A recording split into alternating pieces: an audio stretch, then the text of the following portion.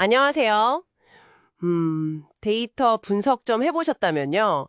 모델 만들고 나서 이게 혹시 훈련 데이터에만 너무 잘 맞는 거 아닌가? 과적합 걱정 한 번쯤 해보셨을 거예요. 아, 네네, 그렇죠. 데이터를 딱 한 번 나눠서 테스트하는 걸로는 이게 뭐랄까, 불안하죠. 특히 데이터가 적을 때는 더 그렇고요. 맞아요. 오늘은 이 문제를 좀 풀고 모델의 진짜 실력, 다시 말해 일반화 성능을 더 확실하게 알아보는 방법, 교차 검증에 대해 여러분이 공유해 주신 자료들을 토대로 좀 깊이 파고 들어보겠습니다. 바로 그 지점입니다. 네. 모델을 만들고 나서 이게 실제 세상에서도 통할까 하는 그 근본적인 실문 있잖아요. 네, 있죠. 거기에 답을 찾는 과정이죠. 교차 점증은 기본적으로 데이터를 여러 조각, 폴드라고 부르는 덩어리로 나눠서요. 돌아가면서 학습하고 검증해 쓰는 방식이에요. 아, 돌아가면서요? 네.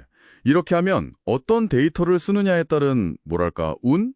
이런 걸 줄이고 더 안정적인 성능가스를 얻을 수 있습니다. 아직 모델이 못 본 새로운 데이터에 얼마나 잘 반응할지 미리 가늠해 보는 거죠. 그렇군요. 그럼 이 교차 검증을 실제로 적용할 때, 가장 흔하게 쓰는 방법은 뭔가요? 가장 대표적인 게 바로 K겹 교차 검증, 영어로는 K-fold cross validation이라고 하죠. K겹 교차 검증이요? 네. 간단히 말하면 전체 데이터를 K개, 예를 들어 한 5개 덩어리로 나눠요. 네, 5개로. 그리고 첫 번째 덩어리는 잠깐 빼두고 나머지 4개로 모델을 학습시킨 뒤에요. 빼뒀던 그 첫 번째 덩어리로 성능을 평가합니다. 아하. 다음엔 두 번째 덩어리를 빼고 나머지로 학습시키고 또 두 번째 덩어리로 평가하고 이걸 K번 반복하는 거예요. K번이요? 네, 그래서 얻은 K개의 성능 점수들 있잖아요. 그거의 평균을 내는 거죠. 아하, 여러 번 테스트해서 평균을 내는군요. 그게 핵심이네요. 맞아요. 이게 왜 중요하냐면 딱 한 번의 시험, 그러니까 트레인 테스트 스플릿 점수만으로 모델 실력을 판단하는 것보다 훨씬 믿을 만한 결과를 주거든요. 훨씬요. 네, 비유하자면 교차 검증 없이 모델 성능을 믿는 건 마치 딱 한 번 본 모의고사 점수로 수능 결과를 확신하는 거랑 좀 비슷해요. 아, 그건 좀 위험하겠네요. 그렇죠. 특히 데이터가 귀할 땐 더 그렇고요. 교차 검증은 이런 운의 요소를 줄이고 모델의 평균적인, 뭐랄까 진짜 실력을 보여주는 방법입니다. 평균적인 성능을 본다는 게 중요하군요. 그럼 청취자분께서 실제로 분석하실 때 이 평균적인 성능을 아는 것이 구체적으로 어떤 이점을 가져다 줄까요? 크게 세 가지 실질적인 도움을 준다고 볼 수 있는데요. 3가지요? 네. 첫째는 모델이 실제 서비스에 적용됐을 때 어느 정도 성능을 낼지 훨씬 정확하게 예측할 수 있게 돼요. 그러니까 기대치를 현실적으로 관리할 수 있는 거죠. 네, 예측 정확도가 높아지는군요. 그렇죠. 둘째는 여러 모델 설정값, 그 하이퍼 파라미터라고 하잖아요. 네네. 그 중에서 어떤 게 최적인지 또는 서로 다른 모델 구조 중에서 어떤 것이 더 나은지 이런 걸 객관적으로 비교하고 선택할 수 있는 좀 공정한 기준이 생깁니다. 아, 비교 기준이 명확해진다. 또요. 가진 데이터를 최대한 효율적으로 쥐어짜서 모델 훈련과 평가에 사용할 수 있게 해줍니다. 데이터 한 조각도 허투루 쓰지 않는 셈이죠. 와, 정말 유용하네요. 데이터를 정말 알뜰하게 쓰는 거네요. 네, 그렇죠. 데이터 한 조각도 버리지 않는 거죠. 근데 혹시 데이터 특성이나 상황에 따라서 이 K겹 방식 말고 다른 교차 검증 방법도 있나요? 아, 물론입니다. 상황에 맞게 변형된 기법들이 있어요.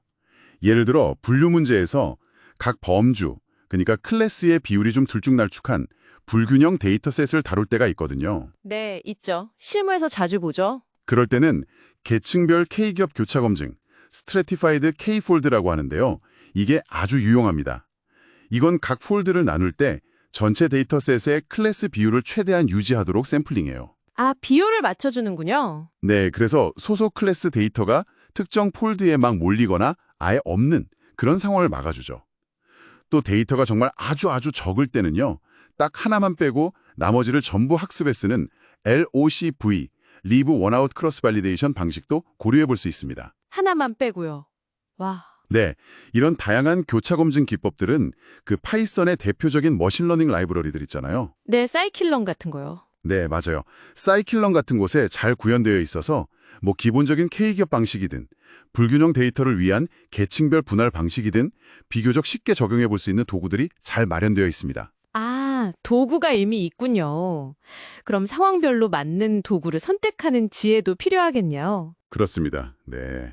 정리하자면 교차 검증은 단순히 어떤 특정 기법 하나라기보다는요.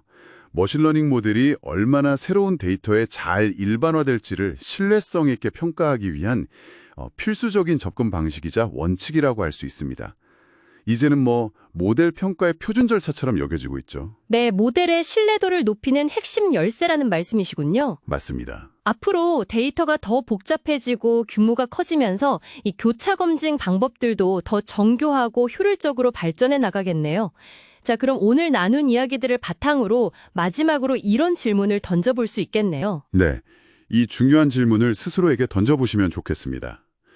교차 검증의 필요성을 알게 된 지금, 혹시 과거에 단 한 번의 데이터 분할, 그 트레인 테스트 스플릿 결과만 보고 모델 성능을 확신했던 경험이 있으시다면요. 네. 특히 다루셨던 데이터가 좀 부족했거나 복잡했다면 그 당시 내렸던 결론이 과연 얼마나 확실했을지 다시 한번 생각해 보는 건 어떨까요? 만약 그때 교차 검증을 적용했다면 혹시 다른 결론에 도달했을 가능성은 없을까요? 한번 고민해 보시면 좋을 것 같습니다.